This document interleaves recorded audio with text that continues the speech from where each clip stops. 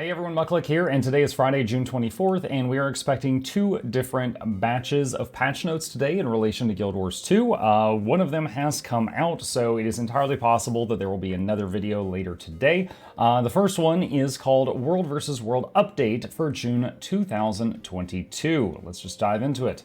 Hey there, Mist Dwellers. I'm Floyd Grubb, Senior Game Designer. I joined the WvW team after the release of Guild Wars 2 End of Dragons, and I'm excited to do my part in supporting this community. It's been fun to dive in over the past few months to learn the complex nuances of the game mode. Josh tells me to beware of Maguma.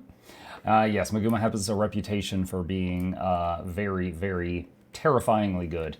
A brief introduction. I have over 25 years of game development experience with over 10 years in MMOs alone. Prior to joining ANET, I spent some time working on a large-scale Realm vs. Realm game mode very similar to World vs. World. I expect that might come in handy. In today's post, I'll be providing some status updates on ongoing projects. First, an update on our efforts to improve World vs. World rewards. One of the first changes I am working on is having rewards earned from attacking or defending objectives scale based on the number of enemies you interact with in a battle. Ooh. Oh, wow.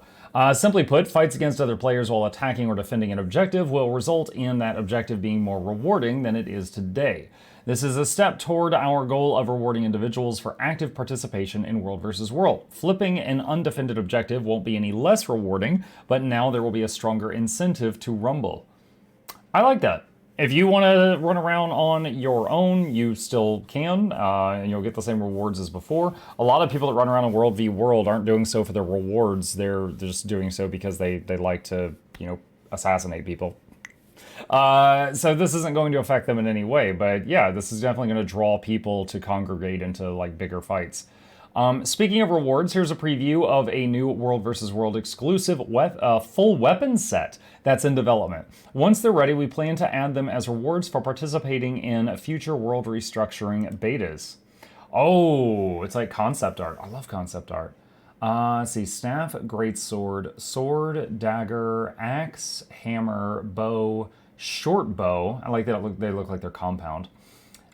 Scepter, mace. Oh man, if I hadn't seen this, I would almost think this is the axe. Mace, torch, shield, focus. Looks like Wolverine claws. Warhorn, rifle, and pistol. I really like the shield and the greatsword. Those are nice. As for the World Restructuring betas, our investigation into the litany of issues that manifest themselves as queue bugs persists. Over the last few months, we've resolved multiple code issues that accounted for roughly half of the occurrences of the bug. On May 31st, we announced that we were increasing the length of the World vs. World queue timeout grace period, in which players must accept their invitation to join a map or they are removed from the queue. We had a hunch that this might improve the situation. The good news is that the extended grace period has an increased average queue times, meaning we'll likely keep it as a nice quality of life change, more time for you to get back to your PC and time to accept the queue when you run off to grab a snack. However, the data we've collected so far shows that this change is less impactful than anticipated in reducing occurrences of the queue bug on its own. So, for anyone who didn't catch that, they made a change trying to fight a bug, and the change did have some nice quality of life effects on the player base, but it didn't actually help fix the bug. So they're kind of back to the drawing board with that, I guess. We were hoping to have the queue bug squashed by now, but just like you, we're growing impatient and are eager to get another test event rolling. We've made enough progress that we've become more comfortable moving forward with another beta test of the existing system. We'll be able to verify that the bug fixes are working at scale and gather a fresh set of data using the latest version of the backend. To clarify, this test will be using the same front-end system that was beta tested back in January, but with fixes for the queues issue and team placement and improved matchmaking. This is a very recent decision, and we're working on finalizing the timing. We'll follow up as soon as we know. Okay? Just to pause here for a second, I love that they're telling us this stuff. Like, I worked in tech support under people that are like, don't tell the customers anything or you're fired. This is a secret, stuff like that. And of course, I've also been the customer. We're all human. I appreciate that they're telling us, like, yeah, we're trying to do this, we're hitting this problem, this is what we're going to try to do next, give us some time. Like, I appreciate the openness. But wait, what about alliances? Work on World Restructuring and the alliances feature, both the server infrastructure and the player-facing components, continues to move along. Recently, we've been designing the front-end interface which hooks into the back-end that our platform engineering team has been working on over the last year. World Restructuring might be a complicated beast under the hood, but it shouldn't be difficult for players to navigate. As we stated last year, we're approaching the development of World Restructuring and alliances differently than other features in Guild Wars 2. We want to share early designs and beta experiences, hear your feedback, iterate, and then work towards the final implementation.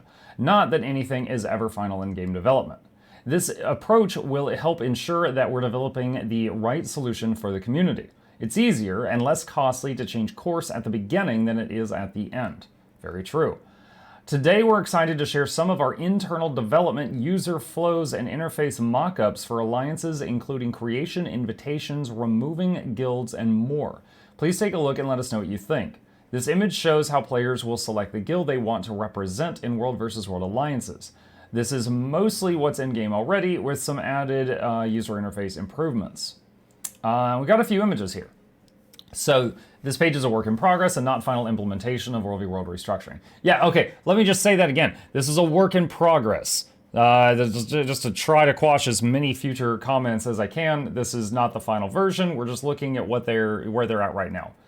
All players setting, unsetting, switching World versus World guilds. This information accounts for players managing which guild is their World v. World guild from the Guild tab.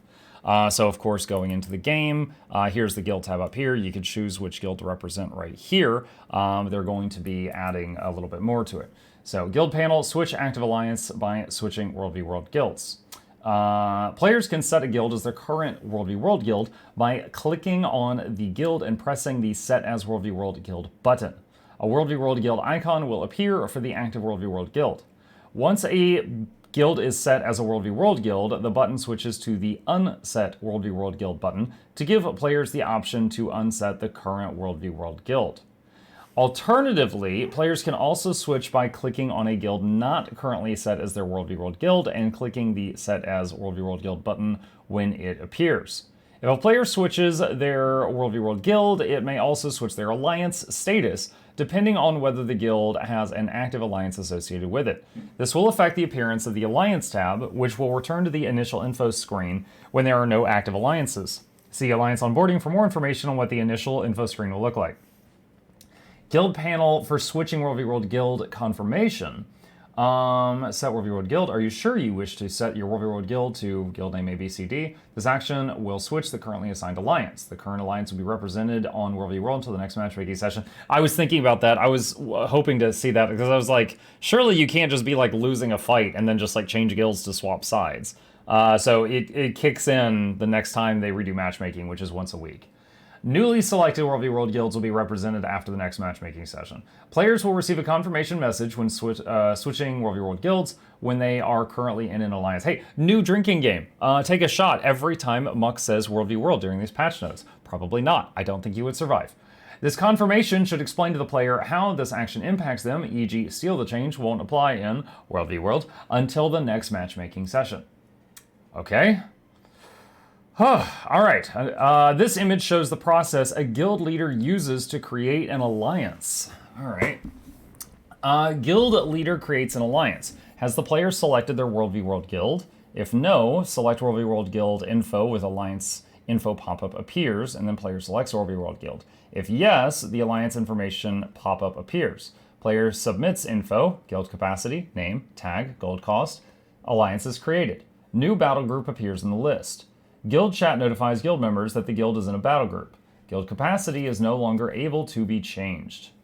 Players can only be assigned to one alliance at a time. Wait, hold on a sec. Guild capacity can no longer be changed? So for those that don't know, when you make a new guild, it's been a while, but you at first it can only have like 50 or 100 people, and then you have to pay a fee, and then the max goes up to like 200, and then you pay a fee, on and on and on until 500, and then it caps at 500. So the capacity can't be changed. So if you're like close to like getting to the max capacity, if I'm understanding that right, I guess you should do that first. Players can only be assigned to one alliance at a time by setting the guild associated with the alliance as their World v. World guild. Players can be in other guilds that are associated with other alliances, but they will only ever be active in the alliance that is set as their World v. World guild. Creating the alliance uses their currently selected World v. World guild. If no World v. World guild is currently selected, the pop-up includes the selection as an option. And this is the pop-up here, where you can choose one to make. Yeah, guild capacity is right there. This image, oh my god. This image shows the process an alliance leader uses to invite a guild to their alliance. Let's see. Leader guild member with permissions invites a guild to the alliance. Is the guild leader online? No. Unable to add guild to the alliance. Guild not found message appears. So the guild leader has to be online. And hang on a second.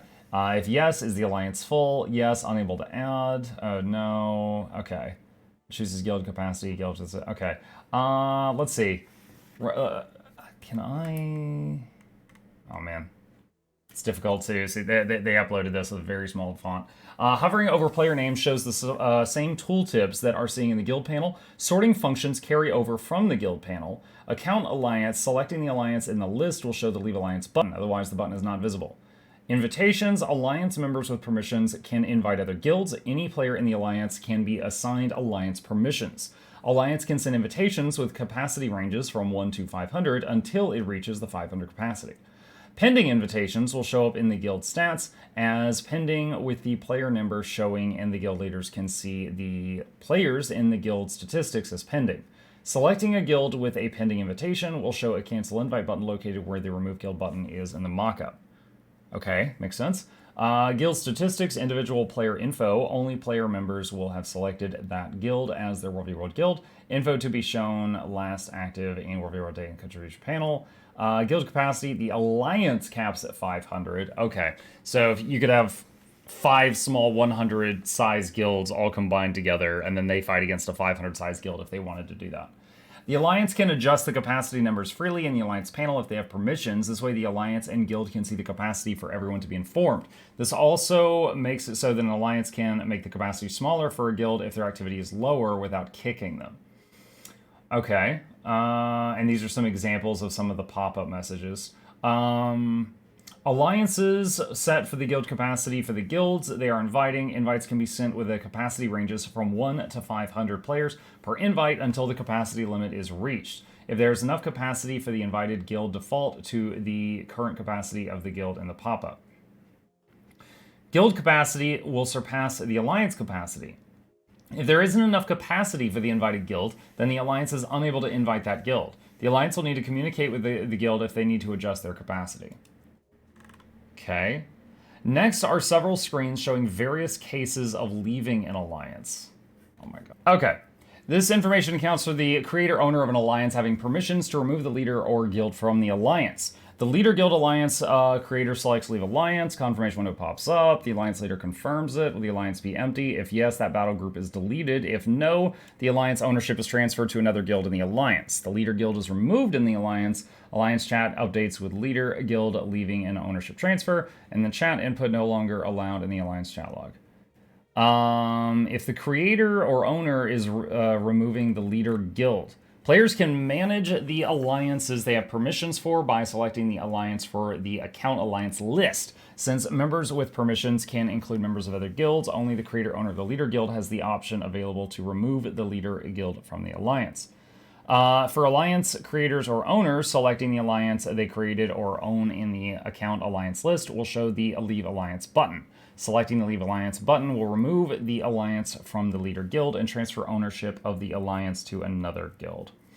Okay.